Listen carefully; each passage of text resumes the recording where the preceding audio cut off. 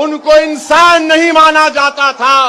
ये तल हकीकत है, जब संविधान नहीं था तो हिंदुस्तान तो जरूर था, मगर हिंदुस्तानियों को इंसान नहीं माना जाता था।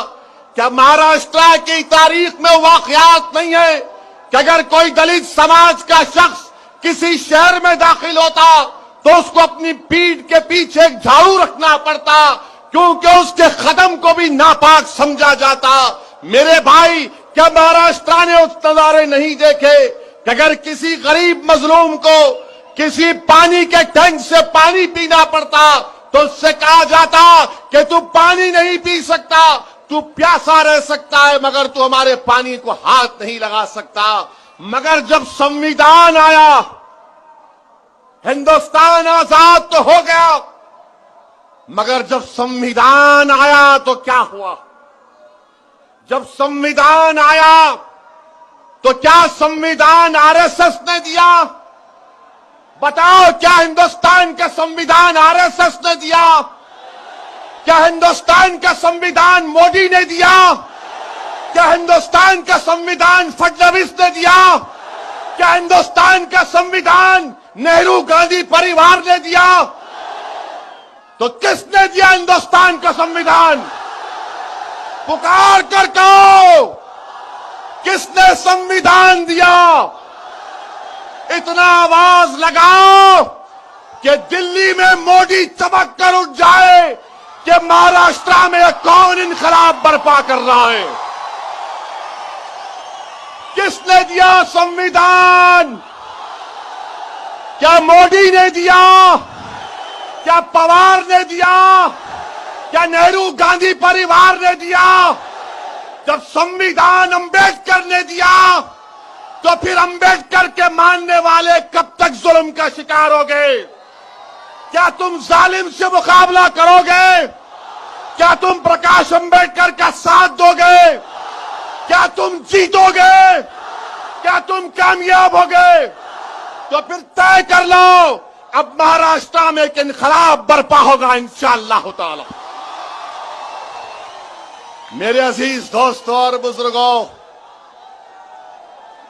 मेरे अजीज दोस्तों और बुजुर्गों, मेरी इज्जतदार मां और बहनों, जब बाबा साहिब ने हिंदुस्तान को संविधान दिया तो बाबा साहिब ने क्या कहा?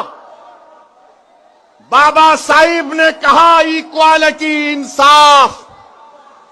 बाबा साहिब अंबेडकर ने कहा अगर कोई शर्मा होगा और महार होगा तो बराबर होगा।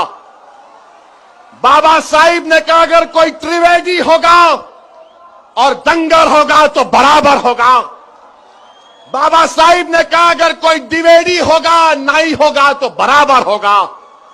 ये बाबा साहिब अंबेडकर ने किया।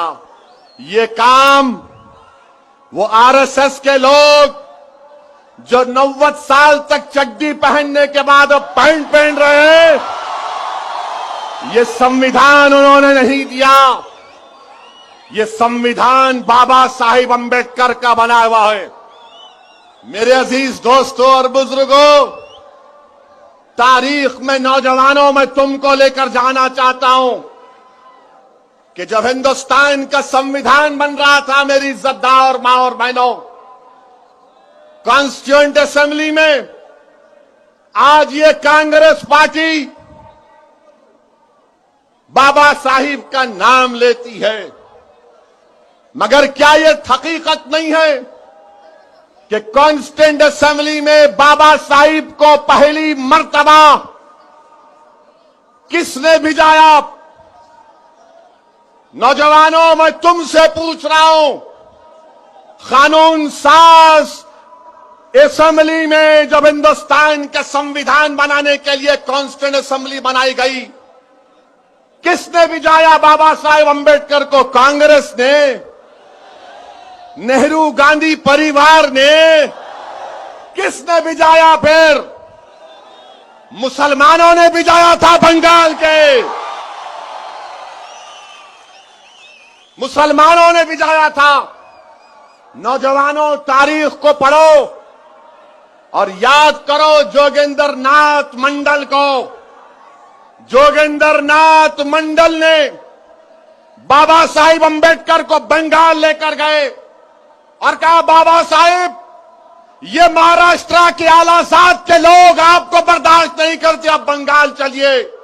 बंगाल का मुसलमान आपको अपने कंधे पर बिठाने के लिए तैयार है। और आज असदुद्दीन अवैसी, मेरे गय्यूर नौजवानों, तुमसे कह रहा हूं कि जिस तरह बंगाल के मुसलमानों ने बाबा साहिब अंबेडकर को कॉन्स्टिट्यूंट असेंबली में बिठाया, क्या हम अपनी ताकत, अपने शऊर, अपने जज्बे की बुनियाद पर प्रकाश अंबेडकर और उनके तमाम